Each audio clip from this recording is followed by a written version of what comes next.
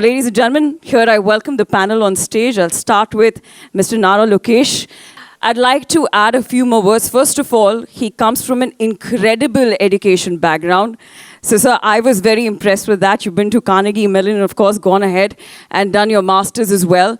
And extremely deep-rooted value. But more importantly, which really caught my eye, that he's done a 200-day Padyatra. And in that Padyatra, he's gone to 97 constituencies and touched 1.5 crore lives.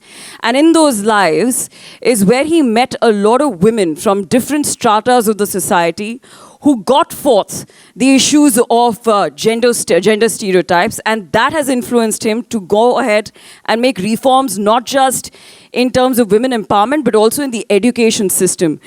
Something that I read about him, which was very, very interesting, is that even in the education system, जो हमारे books होते थे, उसमें कुछ ऐसे pictures होते थे जहाँ पर there's a lady in the kitchen and the man in the living room. He's gone ahead to change that, is because that's where it starts from. So, sir, thank you so much for doing that. Truly coming from a woman who's working in a male-dominated sport. You asked for some random idea. I think I walked into Visakhapatnam Stadium. All the stands are named after men.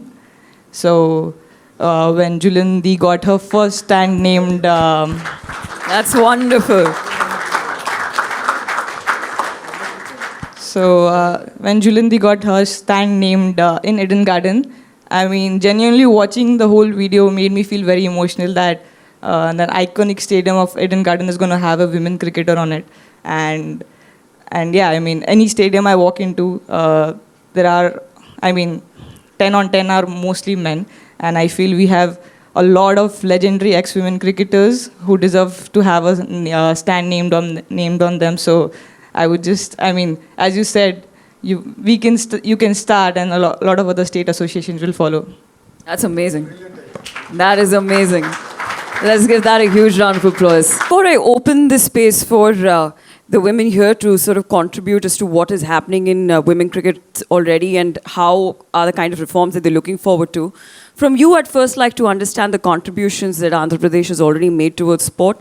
And first of all, what do you make of the disparity between men and women in cricket and the recent reforms that have been gotten by BCCI and, for that matter, even ICC? What do you make of that? No, as a state, we believe in the grassroots movement, right? And that's where, as education minister, I have a role to play.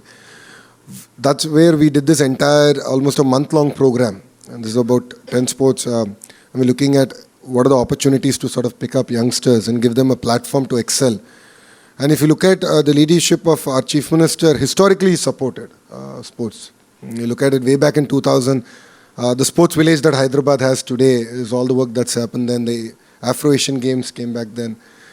He had a dream that Olympics should come to India way back in 2000. 25 years later, we had to get there. But I think this is just the beginning. And we want to back this up with building world-class infrastructure. Specifically in cricket, I will lean on the ACA to do their bit because they have a little bit more money. And then, under the leadership here, there's a lot more that we can achieve, and specifically on cricket. In terms of gender disparity, I mean, it's not just in sports. Whether we accept it or not, it's happening across board. It happens even in politics. And the question is that if true change has to happen, I believe that it has to start with education. And hamare ghar mein shuru ho raha hai, change. So I keep telling, whenever I go to any college events or school events, I keep telling them that, you go home, you talk about it. You should question. And if anyone says anything, tell that Lokesh is there. So I'm saying, you should talk about it. Because respecting women starts at home. And that's when I believe that we can truly transform. If you look at, we as a political establishment have internships that we do every year.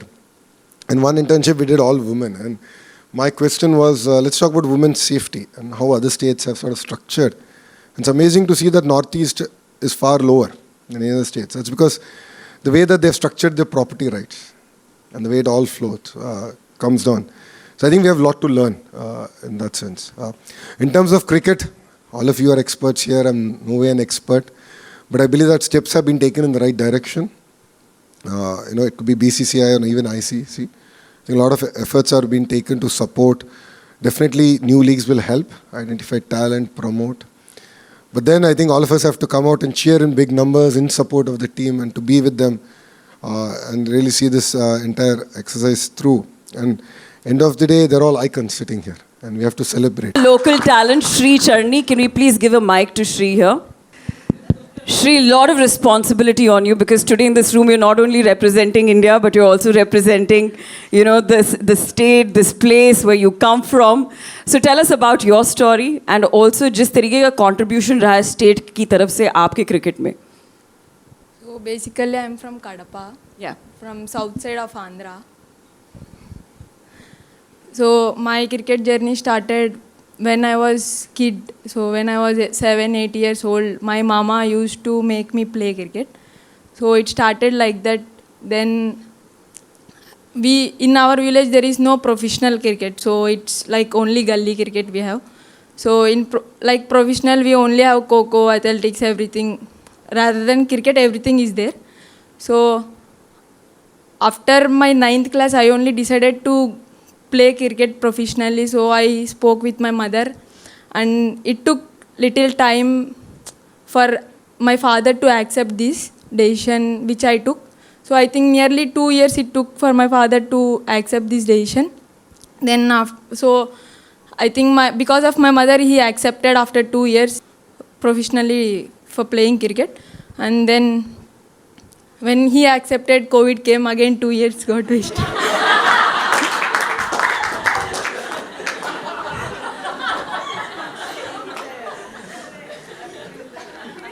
Then I played directly, because of COVID, we had direct Pro Bulls.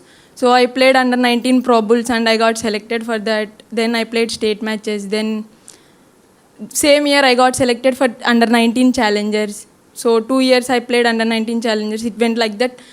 Then after 5 years of my professional cricket journey, then I got selected for WPL. Then now I got selected for India. How did you convince your father though?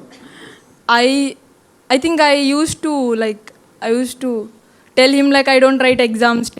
I used to tell him like that. Then I think after my inter, he accepted actually. Lovely. Let's give the girl a huge round of applause. Yes, please, sir. Please.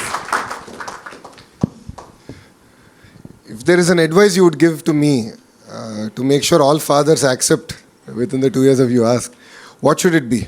How should we get fathers to accept? Or even the society at large to agree to it?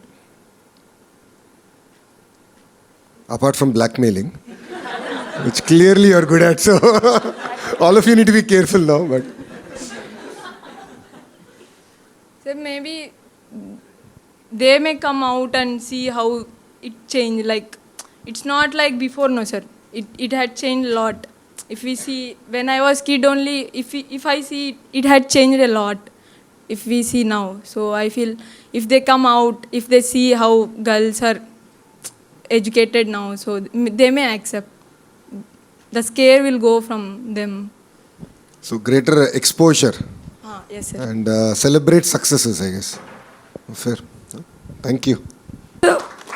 In the stories that you've just heard, what are your takeaways from it as someone who can bring about changes in the policy? I mean, it's really inspiring. I think each one of you come with very different background. And as a policymaker, it's very humbling that, there are things that are going right and definitely there are areas to improve. Your captain just shared with me that, in your books you should have any sporting pictures, women. And then, it will really get people to think. I think when girls are looking at it, they'll start dreaming that, yes, I have a chance. It took her almost 2 years to convince her father. I mean, that's a bigger fight than actually playing for India.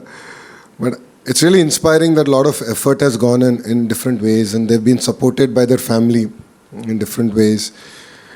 So as a policymaker, this is exactly what I'm looking forward to, is trying to figure out what are those changes that we can do to break that stereotypes further. And see, for you and me, we're more urban. But then if you still go back to the rural, these unfortunately still continue. And then how do you sort of remove these deep-rooted stereotypes is what I'm struggling with. I believe it starts with cinemas. They play a very important role. So I did talk about it with the Chief Minister, with the Deputy Chief Minister, that we should actually figure out a mechanism for it. Of course, education is my role. It's not easier because I can do it. But I need support from all of you. I think I'm looking forward to guidance. An amazing idea for the captain game. No, it's stuck in my head. Like, this is one thing I need to do. These are little ideas that I think you can bring about change. And all of you, please look at yourselves as change makers of society. And it takes all of you together, hand in hand, to bring about that change. So I see that at home. I see that with my mother, who used to run the business till Brahmani came in, my wife, and I see the way Brahmani is now balancing. We have a child, we have only child. He's 10 years old, so she actually does all the heavy lifting because an absentee father. But if you have to achieve great things, you have to sacrifice. And it's important that all of us here celebrate success, and that's what we discuss. Apart from blackmailing parents, but definitely celebrate success. I think that's the responsibility of politicians. I think Mithali just shared. That's how the Chief Minister did it. A lot of the sportsperson today also shared during the National Sports Day event that how the Chief Minister celebrated it. So I think it's had an impact. And what I would look forward to hearing from you is how do we continue this? I think apart from celebrating a victory, how do you sort of continue this, make it part of a culture, make it part of a rhythm, make it part of our fundamental fabric? Then I think it will really inspire a generation of youngsters now to come to sports. And more than even youngsters and girls coming in, I think parents willing to. So that's where I believe that change should happen, and that's what I look forward to hearing from all of you. Even after the session, any crazy idea, we are here to implement. As a state, we are all open to hear from you. And we look forward to, sort of taking these ideas and getting the rubber to meet the road.